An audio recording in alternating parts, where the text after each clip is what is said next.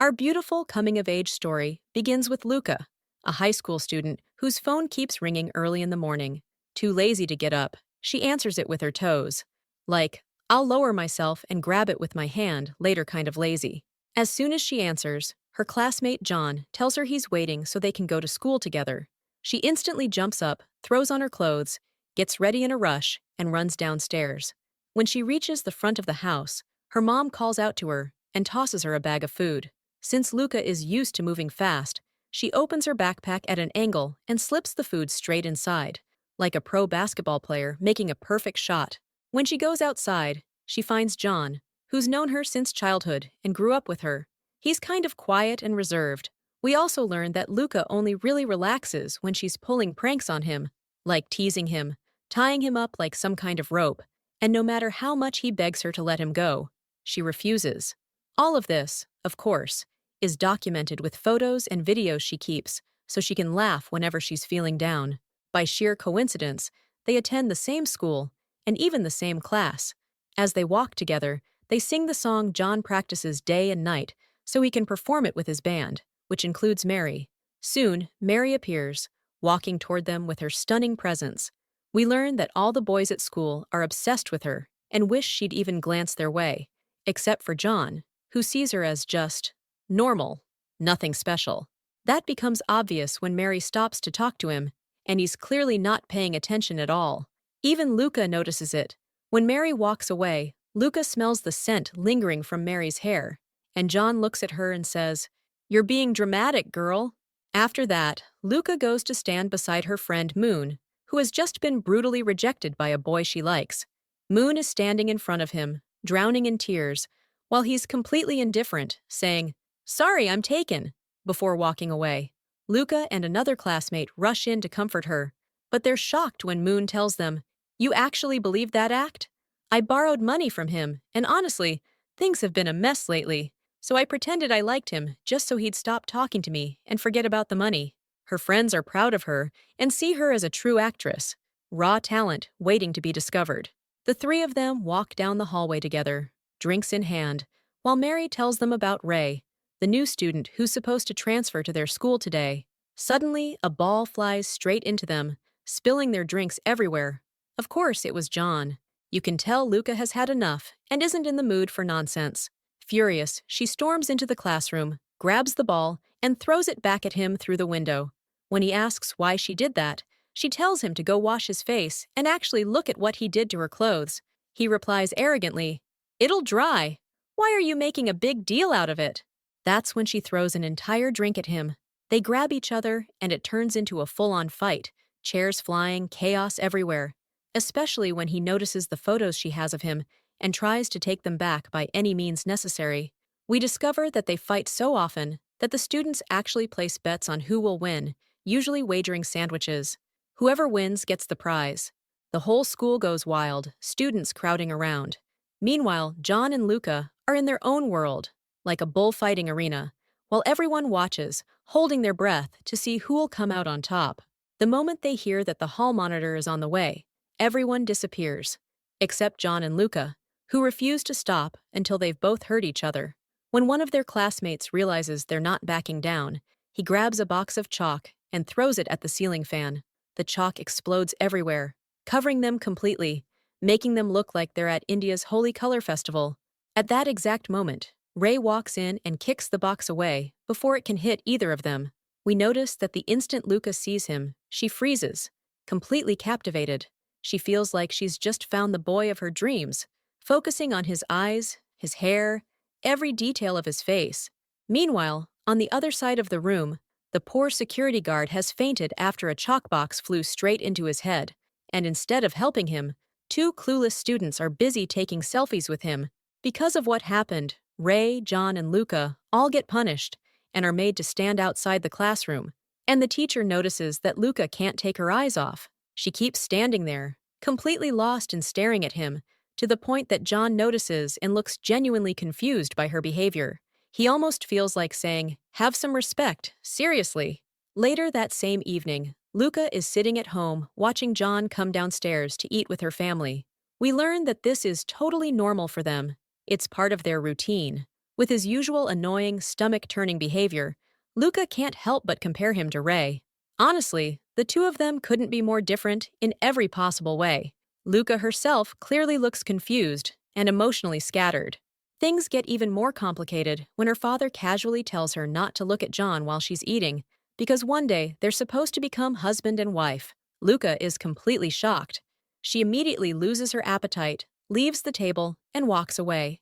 The scene then shifts to Ray, who's at the veterinarian getting his dog checked, the dog that means everything to him. At the same time, his mother is watching him through a video call from New York. We discover that Ray has positioned his phone camera in front of a photo of himself, sitting at his desk, pretending he's at home. He does this because he knows his mother only calls out of obligation, and he's sure she isn't really paying attention anyway. Her mind is scattered in 100 different directions. We then see Ray riding in the car with his grandfather on their way home. It becomes clear that Ray's relationship with his grandfather is amazing. He treats him like a friend, not a guardian. Back at school, Luca is in PE class practicing javelin throwing. She holds the spear, aims, and, well, let's just say the javelin doesn't even come close to the wooden target. It flies wildly through the air. On the other hand, John throws his spear and lands it fairly close to the center. Compared to the other students, he's basically a pro. Then comes Ray's turn. Calmly and effortlessly, he throws the spear straight into the exact center of the target. The girls go crazy, swooning over him like, "Who even are you? There's no one like you." Meanwhile, John and the other boys are visibly jealous, clearly thinking, "Did this guy come here just to show us up?" The next day, Luca decides to hint at her feelings for Ray in any way she can. She brings him his favorite drink, planning to charm him with its sweetness. But just as she's about to talk to him, she notices two girls offering him sweets. Ray politely refuses, explaining that he doesn't eat sugary food. That same night, Luca notices her mother serving her father the food he loves most, and she can't understand how they know each other so well. Her little brother explains that what she's seeing comes from years of being together. Over time, they learned what each other likes and dislikes. The next day, Luca bribes the classmate sitting in front of Ray with a chocolate steak snack, and the boy agrees to let her sit in that seat for the rest of the year. Throughout every lesson, Luca's neck is permanently twisted toward Ray, only straightening when the teacher scolds her and reminds her that the board isn't located on Ray's face. And of course, Luca doesn't give him a moment's peace. She keeps taking selfies, pretending Ray will appear in the background. Eventually, Ray gets fed up and falls asleep on his desk just to escape her. When break time arrives, Luca offers to share her food with him. Ray refuses, explaining that he already has a sandwich containing all the nutrients he needs. To shut him up, Luca grabs the sandwich and takes a huge bite, only to immediately gag when she realizes it contains raw eggs. Despite this, Luca is completely determined not to give up on him. On her day off, she follows Ray everywhere. At first, she practices what she's going to say to him by standing in front of a car window and pretending Ray is inside. Suddenly, the window rolls down, and an angry man yells at her, "Get lost, idiot!"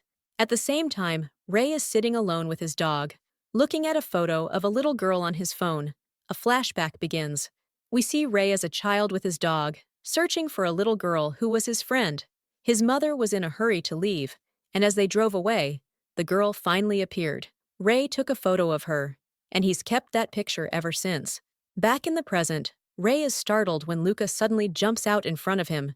When Luca sees the dog, she's immediately drawn to it and starts playing with it. Ray is surprised, because the dog is usually not this friendly with strangers. At that moment, the dog gets startled as a flock of pigeons flies overhead. Suddenly, the dog starts running, and a car is just about to hit it. If it weren't for Luca grabbing it in time, she manages to save the dog, but she injures her leg in the process. While Ray is calling an ambulance, he notices the scar on Luca's forehead. This triggers a flashback. He remembers his childhood friend being hit by a brick in the exact same spot by a boy, after she defended Ray when other kids were ganging up on him. Back in the present, as Ray walks beside the injured Luca, he becomes certain that she is that same childhood friend. He recognizes her by the way she walks while injured, exactly the same as when she was little. Based on that realization, he decides to help her, supporting her as they walk. His mind is racing, trying to understand how his childhood love could suddenly be standing right in front of him now. Meanwhile, Luca tries to read his behavior, but Ray gives her no clear signals at all. Her thoughts spiral. Is he helping me because he cares? Because I'm hurt? Or is it just pity? Nothing more than that. Another flashback reveals that Ray and Luca once found the dog together as children, and Ray decided to take care of it. That explains why the dog is so comfortable with Luca now while she plays with it. Back in the present, we see Ray sitting with his grandfather, asking what he should do if he forgets someone he's known since childhood and wants them to remember him again. His grandfather advises him to come up with a way that will make her remember him on her own. The grandfather is incredibly sweet and gives an example from his own relationship with Ray's grandmother. He reenacts a romantic scene, pretending to be the groom, and her, the bride. We learn that he does this often because she suffers from Alzheimer's disease and doesn't always remember him. Ray watches with admiration, clearly touched by their relationship, and even joins in the act.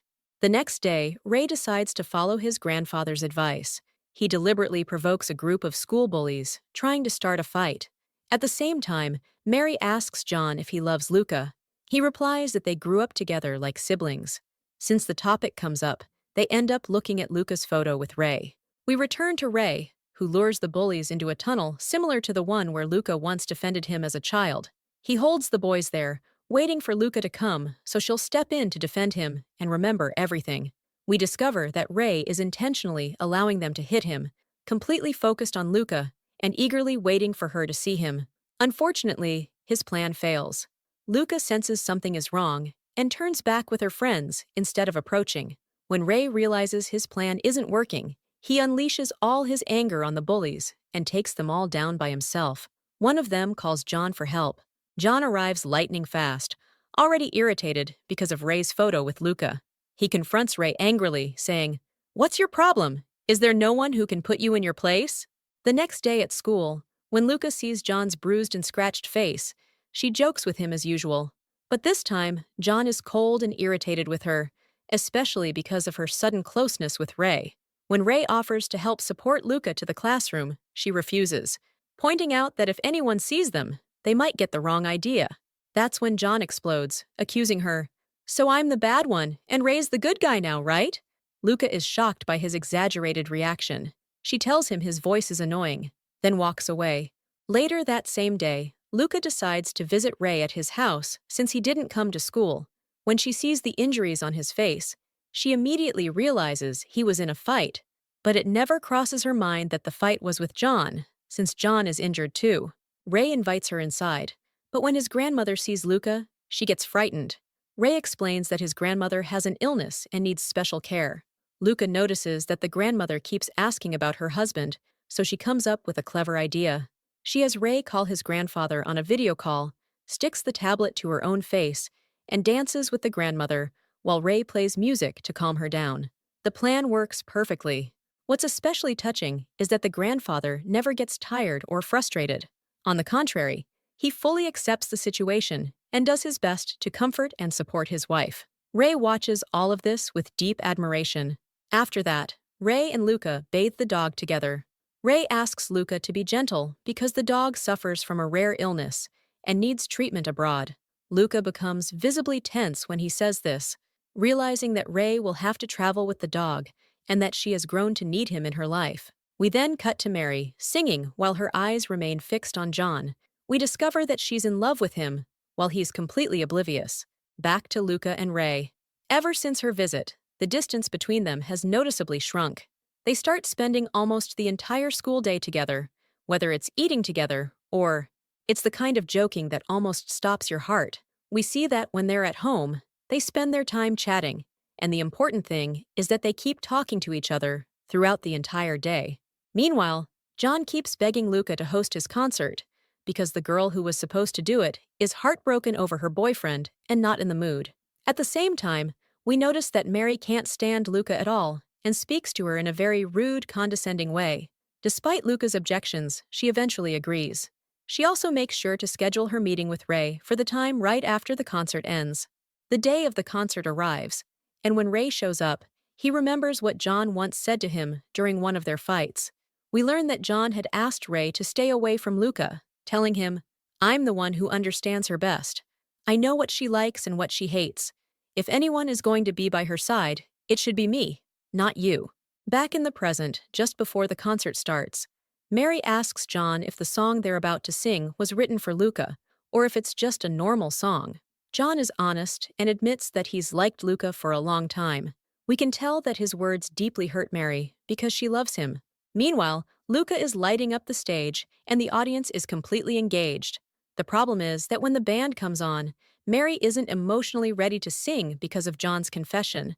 On impulse, she leaves the stage and walks out. Since Luca has always helped John practice and memorize the song, she instinctively jumps in and saves the situation by singing with him. Together, Luca and John absolutely set the place on fire. The atmosphere is filled with passion and excitement. But on the other side, Ray is standing there watching them, clearly unhappy, feeling guilty about taking Luca away from John, especially after seeing how connected they look on stage and how sincerely John sings while looking at her. Ray decides to leave the venue. After the concert ends, John is thrilled by the audience's reaction. Luca, however, is confused and distracted, especially because Ray never came to see her afterward and isn't replying to her messages. The next day at school, Ray acts distant and asks to talk to Luca in private. She immediately notices how strange he's being. He deliberately tries to push her away, telling her to stop intruding into his life, to respect his privacy, and that there needs to be distance between them. The worst moment comes when he describes her behavior toward him as cheap. Before leaving, he hints that she should focus on John instead. Luca keeps calling after him, trying to understand why he suddenly changed, but Ray ignores her and walks away. When John sees Ray leaving without Luca, he knows something is wrong. He confirms it when he asks Ray directly, only to be told, "I have nothing to do with her." John grows worried about Luca and goes up to the school rooftop, her favorite place whenever she's upset. When he reaches her, he brings her favorite drink and jokes, "I thought you might jump from here or something." She replies seriously that she values her life and would never do that for anyone. Wanting to cheer her up and ease the heavy mood, John smiles at her and jokes, calling her dummy, but then says something sincere from the heart, promising that if the world makes her sad, he'll be the one to make her smile. He takes her out to an amusement arcade, and just like that, her sadness seems to disappear. They eat, play, laugh, and have fun. But by the end of the day, Luca remembers her love for Ray and breaks down crying. She keeps asking herself, if he doesn't love me, why did he respond to me? Why did he study with me, go out with me, and make me feel like I meant something to him, only to leave me without any explanation? At that moment, John decides to confess his feelings. He tells her that he loves her and asks her to choose him, saying he's the one who understands her best and that they're used to each other. However, she cuts him off when she realizes he was talking to himself. The teacher had fallen asleep and hadn't heard a single word. He nearly slaps her out of frustration. We then learn that this was exactly what Luca intended. She pretended to be asleep because responding to his confession would have hurt him. That same night, Luca goes home, locks herself in her room, and looks through photos of John, asking herself when he started loving her. On the other hand, her family is surprised that she didn't eat with them, something completely unlike her. Knowing she's upset, her younger brother prepares her favorite meal and leaves it at her bedroom door. He manages to coax her out, and she sits there eating sadly, asking her family what she should do. When Luca tells her family that someone described her as cheap, they honestly act even more foolish than she does, asking her if that's really true. What's beautiful here is her mother's support. She reassures Luca that she must be confident in herself, and while speaking to her, she glances at her husband and tells Luca that one day she will definitely meet someone who truly loves her.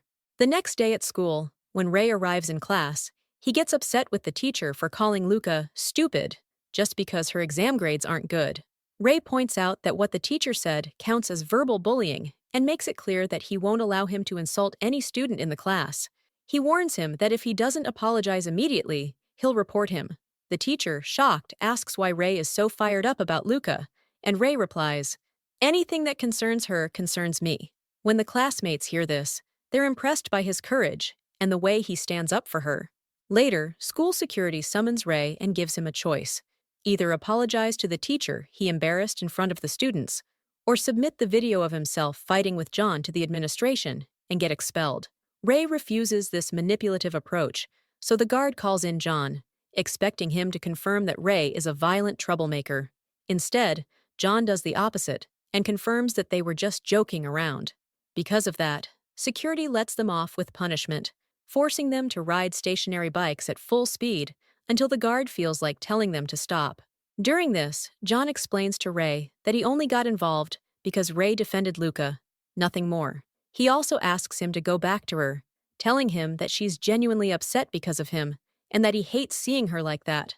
John admits he understands that Ray stepped back to give him space, but he makes it clear that Luca only sees him as a brother. One day, Ray goes to the vet and is happy because the doctor confirms that the dog's health has improved. On his way home, he runs into Luca, who tells him she came specifically to see him, with a cake to celebrate his birthday. Ray tells her it's not his birthday, so she explains that she saw the date on his account. He corrects her, saying that's actually the day he first found the dog. Still, they decide to celebrate anyway. While they're talking, they notice the dog getting worse, and then it starts raining. Ray wraps the dog in his jacket to keep him warm, and they rush around trying every veterinary clinic, but all of them are closed. They don't know what to do or how to help. As Ray runs with the dog in his arms, he remembers all the moments they shared together and how the dog was his best friend. Eventually, Luca calls John and asks him for help. John knows what to do and takes them to a veterinarian he knows, waking him up in the middle of the night. Sadly, it's too late. The dog has passed away, and the doctor confirms it. Ray completely breaks down, and Luca stays by his side, refusing to leave him. When Ray returns home and finds his mother there, he asks why she came. She explains that she wants him to travel with her to America. His mother is cold and speaks harshly to his grandfather, blaming him for not putting Ray's grandmother in a care home to make his life easier. The grandfather snaps back, telling her she's heartless and ungrateful, with no compassion at all. Since Ray has had enough grief for one day, he sets a condition. If he's going to travel with his mother, then his grandfather and grandmother must come with them. Otherwise, he won't go at all. A few days later, Ray tells Luca at school that he's leaving. She collapses emotionally and begs him not to go. Over time, she slowly gets used to not having him physically around, but they stay connected through constant video calls, sharing almost every detail of their daily lives. Even when they finish high school and enter university, she meets his friends. Unfortunately, with time, they slowly drift apart. And this distance comes from Ray, not Luca. Their relationship remains fragile until Luca graduates and becomes a designer at one of the biggest perfume companies, earning an important position. Despite her success, she's unhappy because of her relationship with Ray. They barely speak anymore. Time passes until the day of her friend's wedding. Luca believes Ray will attend, but her hopes are crushed when he doesn't show up. She decides to leave, determined to forget him completely and erase him from her mind. But suddenly, he appears in front of her. Ray tells her that he's decided to settle in the country and won't leave her again. He explains that the reason he stopped contacting her was because he was exhausted by long-distance conversations, so he chose to stay silent until he could return in person.